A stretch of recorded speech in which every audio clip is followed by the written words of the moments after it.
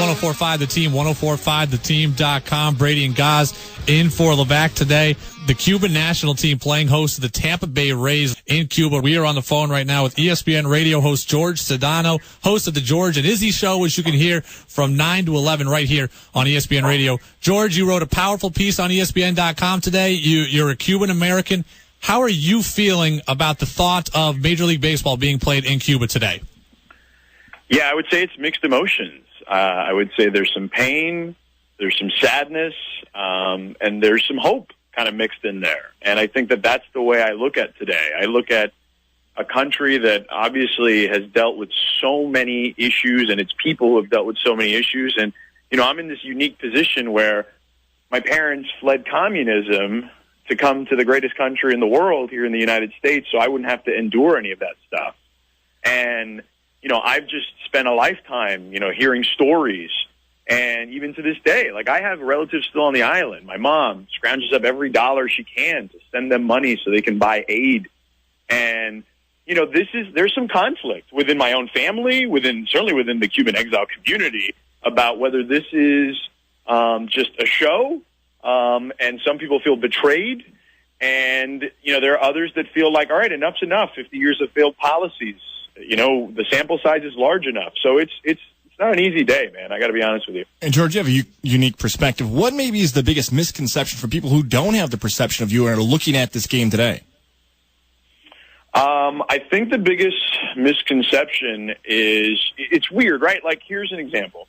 I'll talk to people about Cuba, right? And I generally would get like, oh, I would love to visit there. And, you know, because it's trapped. It looks like it's, you know, in a time warp in the 50s. And, you know, they love that aspect of it. And I think to myself, like, immediately what comes to my mind is, yeah, that's the really sad part, that they're trapped in a time warp. Like, I get what you're saying, that you'd like to see that visually, but let's look at the other side of the coin, where people don't have cars. And if they do, they're cars from the 50s. And, you know, they have to find parts for that stuff. And there's been issues with food rationing. And obviously there's human rights issues where you can't speak out against the government like there is here.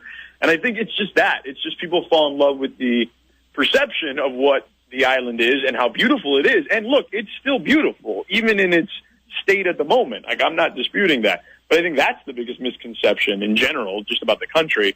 As far as the game is concerned, look, I think that, you know, we live in a country where people are super polarizing, right? It's like one side or the other. It's either like, this stinks, or this is going to be the greatest thing ever. And what I would say is, let's hit the pause button. And I'm hopeful that this is going to work, because clearly the other thing didn't work. The other way they decided to go about this, and with 50 years of failed policies.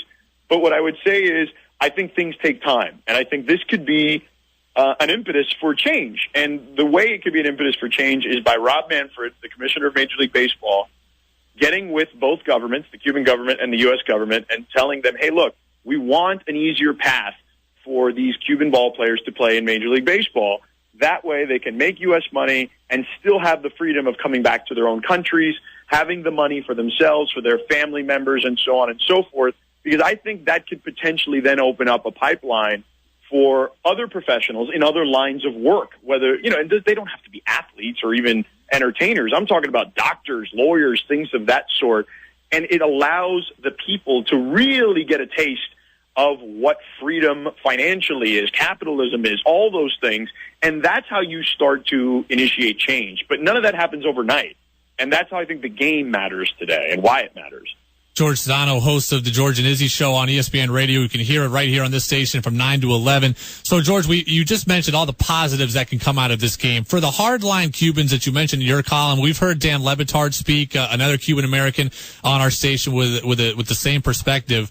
What are the negatives? I mean, does it look as if to the hardliners that this game is a party and a glorification of a regime that everyone despises? Yes, that's exactly what it is. It feels like they're playing, I think Le Batard said they're playing patty cake, right, with a dictator. And it does look that way. But you know what? Diplomacy isn't easy. And sometimes that means you're going to have to swallow a little bit to be able to have to deal with what the bigger and the larger picture is. And I think, like, look, man, I don't want to get too political on this, but the reality is this. Raul Castro, the brother of Fidel Castro, was at a press conference yesterday. Okay, that is unprecedented. And President Obama made him look like a fool by making him answer a couple of more questions than he was expecting. He wasn't even going to answer any. He ended up answering several. And the second one, to which he talked about human rights and people being jailed, he made himself look like a fool because nobody believes that nobody is not in jail over, protesting what the government thinks there.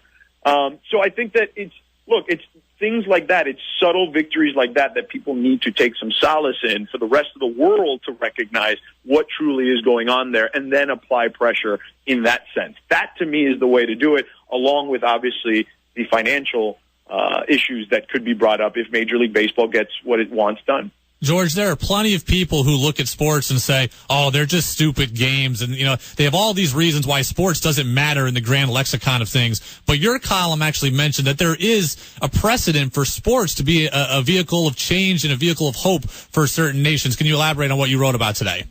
Yeah, look, Nelson Mandela, if you haven't seen the movie Invictus before, you can just read a history book, right? He became the first post-apartheid president in South Africa. Obviously that country was torn apart. And they wanted to heal. And the way he did that was through the World Cup of Rugby. And he made that team kind of matter to everybody.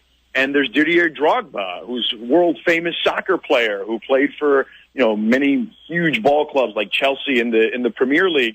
And he's from the Ivory Coast. The Ivory Coast was in a civil war. And when they made the World Cup in 2006 in Germany, he got on the microphone, got on his knees, and literally begged the two different factions to come to some sort of accord for peace. And then it began, and that's how the process began. And I even cited a number of different examples, including those two, where sports has created an avenue for change and even to try to begin to bridge some rifts that we've had globally as far as the political atmosphere is concerned. So it's not unprecedented, and I think that hopefully this leads down that path. Now, again, nothing is going to happen overnight, and I think that people need to understand that. This is going to take years before that place is even remotely what we would want it to be as far as democracy and, a free market society and things of that sort. It may be a long time still, but we've got to start somewhere, is my point. That timeline might be a long time, but now with almost more of a focus on this issue, is there any responsibility now for guys who are from Cuba, Jose Fernandez, Aroldis Chapman, Yoenis Cespedes, to talk and discuss more about this issue going forward? How much responsibility is on the players now from Cuba? You think so, but man, I feel like in life in general, and I don't know any of those guys personally, so I don't want to speak for them, but yeah, you would hope so. Like that would be my answer to that. But, in life, right, things happen, and they happen tangentially to you, things that you can reach out to and touch that obviously strike a chord with you, but then your life gets in the way. Whatever that is, whether it's, family or, you're dealing with some sort of tragedy within your own family unit, whatever, work, whatever. There's so many things that happen that, yes, you still have to compartmentalize and find the right appropriate amount of time to give to whatever particular cause, and in this case it would be the Cuban players giving towards shedding light to Cuba. But I just don't know if I can count on that, is my question. I hope I'm wrong. I hope that those guys do that and that they do find some time to shed more light on this, because it's certainly something that is a worthwhile cause. I think all of us would love for the world to be a lot like we are here, right? Like, who wouldn't want to be free? Like, think about if you didn't have the ability to speak out against anything on the radio. Like, if you had to just basically give propaganda, like whatever, your government or your bosses tell you to say, like, that's what you have to say. You have no choice in the matter. Like, that's what people in communist regimes deal with daily, and that's what they're dealing with in Cuba. So hopefully the players here decide to use their voices, but man, it's hard. It's hard. In their case, there's a language barrier in some cases. Like, there's just so many factors, but I hope they do.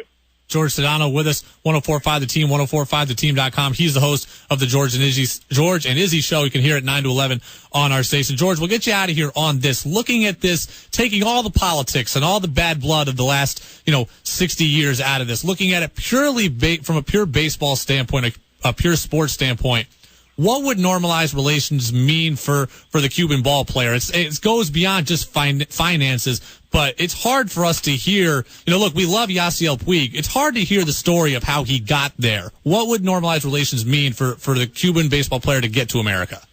Well, right. You'd clear that. I mean, you no longer have to hijack players to get to this country, right? Like, there's that. There's no more human trafficking involved. So that's one thing. And just from a player perspective and a talent perspective, you're talking about some of the greatest players in the world playing that sport. Our pastime, right? Baseball's supposed to be the American pastime. Well, baseball's definitely the Cuban pastime. I don't think there's any question about that. So you're talking about a sport that's taken very seriously there. And I think that what you'd have, I mean, you already can potentially make an all-star team of guys who are just Cuban players playing in the majors at the moment. Certainly if you were to add an influx of talent again, you would rival the Dominicans as far as the numbers are concerned, as far as how many great players would be on rosters in Major League Baseball.